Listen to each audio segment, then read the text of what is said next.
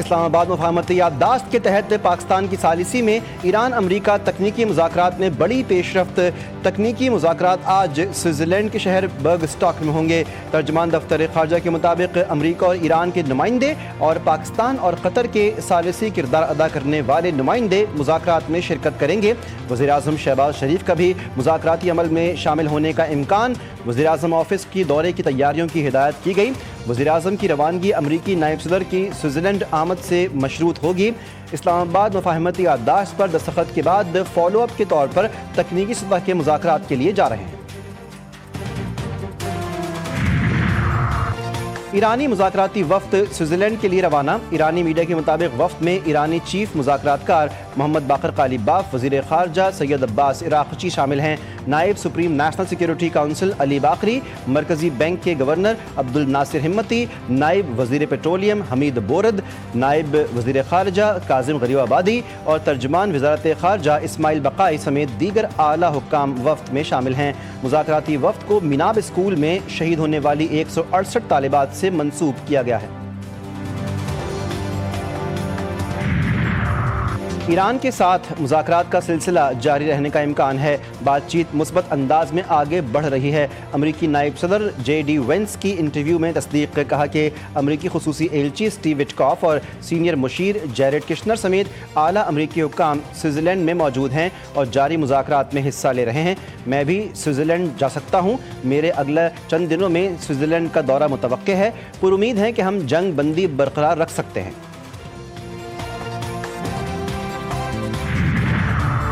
خطے میں امن کی بحالی کا مشن۔ محسن نقوی کی ایران کے دارالحکومت تہران آمد۔ ایرانی میڈیا کے مطابق محسن نقوی نے ایرانی صدر مسعود پزشکیان سے ملاقات کی ہے۔ ملاقات میں خطے کی صورتحال پر تبادلہ خیال کیا گیا۔ اس سے قبل محسن نقوی نے وزیر خارجہ عباس عراقچی سے بھی ملاقات کی، جس میں امریکہ اور ایران کے امن معاہدے پر تبادلہ خیال کیا گیا۔ محسن نقوی اسلام آباد سے ایران کے مقدس شہر مشہد پہنچے تو خراسان کے گورنر نے ان کا استقبال کیا۔ سیز فائر معاہدے کی خلاف ورزی، ایران نے آبنہ ہرمز پھر بند کر دی۔ خاتم الانبیاء ہیڈ کوارٹرز کے مطابق آبنہ ہرمز کو بحری جہازوں کی آمد و رفت کے لیے بند کیا گیا۔ یہ اقدام لبنان پر اسرائیلی حملوں کے باعث اٹھایا گیا۔ اسرائیلی کارروائیاں ایران امریکہ معاہدے کی خلاف ورزی ہیں۔ آبنہ ہرمز کی بندش دشمن کی جانب سے کی گئی وعدہ خلافی کے جواب میں پہلا قدم ہے۔ اگر جاریت جاری رہی تو مزید اقدامات کیے جائیں گے۔ صہیونی جنگی جنون جاری، جنگ بندی کے باوجود لبنان پر وحشیانہ حملوں سے 47 افراد شہید۔ لبنانی خبر رساں ایجنسی کے مطابق اسرائیل نے ضلع نبطیہ پر فضائی حملے اور گولہ باری کی۔ صہیونی فضائیہ نے جنوبی لبنان میں متعدد مکانوں کو نشانہ بنایا۔ کفر جوز، کفر زرمان، زبدین اور دیگر قریبی قصبوں پر گولہ باری کی گئی۔ کفر تنبیت اور ریحان کی پہاڑیوں کو بھی نشانہ بنایا گیا۔ اسرائیل اور حزب اللہ کے درمیان لبنان میں گزشتہ روز جنگ بندی پر اتفاق ہوا تھا۔ امریکہ پابند ہے کہ وہ اسرائیل کو لبنان پر حملے بند کرنے پر مجبور کرے۔ ترجمان ایرانی وزارت خارجہ اسماعیل بقائی نے اپنے ایک بیان میں خبردار کیا، اگلے فریق نے اپنے وعدوں کی پاسداری نہیں کی تو سمجھوتہ خطرے میں پڑ جائے گا۔ اگلے فریق کو جلد از جلد ضروری اقدامات کرنا ہوں گے۔ ایرانی وفد مفاہمتی یادداشت کی پیروی اور اس پر عمل درآمد کا مطالبہ کرے گا۔ ہم نے اپنی ذمہ داریوں اور وعدوں پر عمل کیا، کوئی معاہدہ نہیں کیا جس پر عمل درآمد نہ ہو سکے۔ ہمارا اصول وعدے کے بدلے وعدہ ہے۔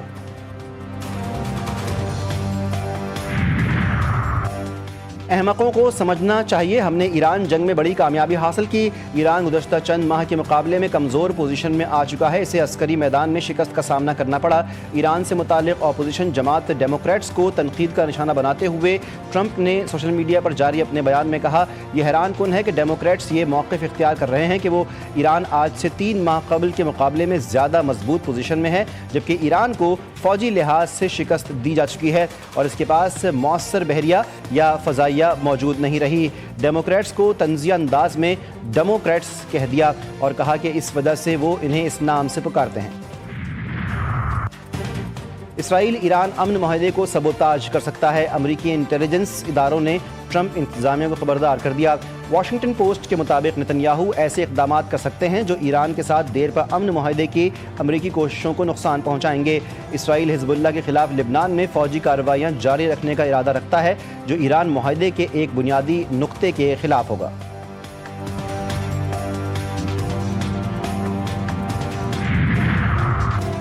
اسحاق ڈار کی مصر کے دارالحکومت قاہرہ آمد۔ اسحاق ڈار کا استقبال مصری وزیر خارجہ کے معاون نے کیا۔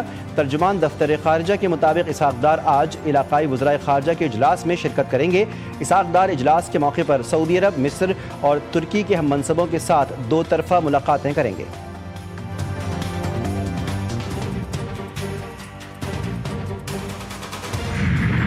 ٹیکس گزار اور ٹیکس افسر کے درمیان تعلق ختم ہوگا اور فیس لیس سسٹم اس کی جگہ لے گا۔ قومی اسمبلی کے بجٹ سے متعلق اجلاس میں وزیر خزانہ نے کہا، تنخواہ دار طبقے پر بوجھ ڈالنے کے بجائے ٹیکس نیٹ میں اضافے پر زور دیا۔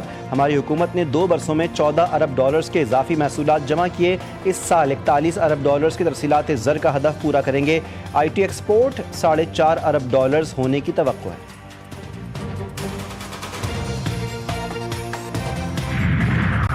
قومی اسمبلی سے 407 کھرب 41 ارب سے زائد کے لازمی اخراجات کی منظوری۔ آئندہ مالی سال کے لیے لازمی اخراجات پر قومی اسمبلی میں بحث مکمل۔ لازمی اخراجات پر آئین کے مطابق ووٹنگ نہیں ہوتی۔ قومی اسمبلی نے پاکستان پوسٹ آفس کے لیے 50 لاکھ، الاؤنس اور پینشنز کے لیے 6 ارب 93 کروڑ کے لازمی اخراجات کی منظوری دی۔ بیرونی ترقیاتی قرضوں اور ایڈوانسز کی مد میں 607 ارب سے زائد کے اخراجات منظور کیے گئے۔ غیر ملکی قرضوں کی ادائیگی کے لیے 58 کھرب 36 ارب 27 کروڑ اور ملکی قرضوں کی ادائیگی کے لیے 259 کھرب سے زائد کے اخراجات کی منظوری دی گئی۔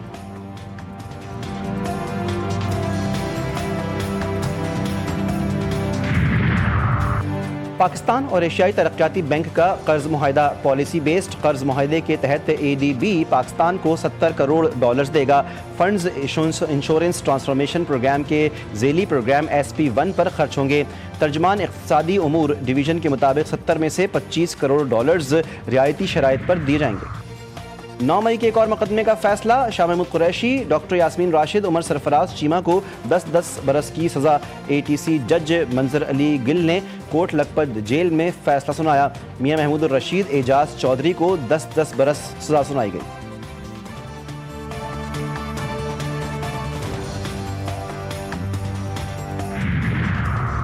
مکانوں پر ٹاور لگانے والا بل جاہلانہ اور غاصبانہ ہے۔ مکان ہمارا مگر ٹاور لگے گا ٹیلی کام کمپنی کا، ورنہ 5 کروڑ کا جرمانہ۔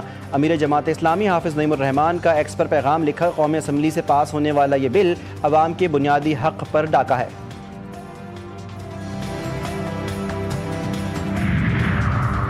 آج 9 منتخب گلگت بلتستان اسمبلی کا اجلاس شام 4 بجے طلب۔ اجلاس میں 9 منتخب اراکین اسمبلی حلف اٹھائیں گے۔ گلگت بلتستان اسمبلی کا پہلا اجلاس طلب کرنے کی سمری ارسال کر دی گئی۔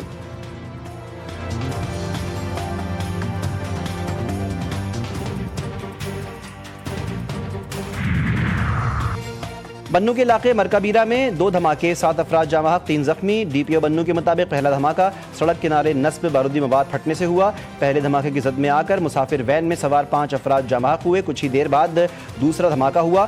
امدادی سرگرمیوں میں مصروف 2 افراد جان کی بازی ہار گئے۔ وزیر اعلیٰ خیبر پختونخوا کا بنوں میں دھماکے کا نوٹس، کہا صوبائی حکومت غمزدہ خاندانوں کو تنہا نہیں چھوڑے گی۔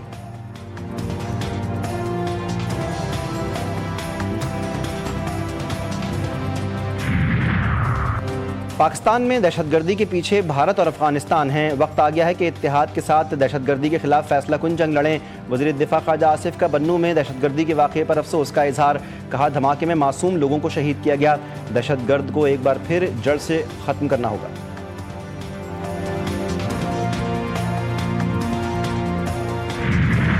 بجٹ کے بعد وزیراعظم تبدیل ہو رہا ہے، صحافی کا رانا ثناء اللہ سوال۔ رانا ثناء اللہ نے کہا کہ بعض لوگ ایسی بے بنیاد خبریں پھیلا کر عدم استحکام پیدا کرنا چاہتے ہیں، یہ بالکل غلط بات ہے، کوئی ایسا معاملہ نہیں۔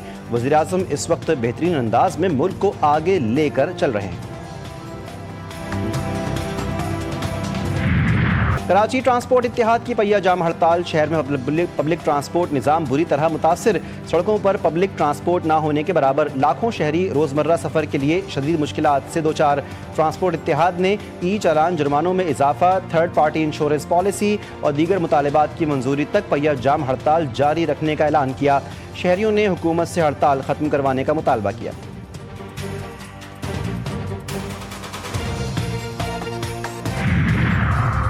ٹرمپ کے بیانات مکمل طور پر من گھڑت ہیں۔ امریکی صدر کے بیان کے بعد اطالوی وزیر اعظم جارجیا میلونی کی کڑی تنقید، انہیں آڑے ہاتھوں لیتے ہوئے کہا کہ یہ پہلی بار نہیں ہے، میں واقعی حیران ہوں، مجھے سمجھ نہیں آتا کہ امریکہ کا صدر اپنے اتحادیوں کے ساتھ ایسا رویہ کیوں اختیار کرتا ہے۔ ٹرمپ کے بیان کے بعد امریکہ اور اٹلی کے تعلقات کشیدہ ہو گئے اور اطالوی وزیر خارجہ نے آئندہ ہفتے امریکہ کا طے شدہ دورہ منسوخ کر دیا۔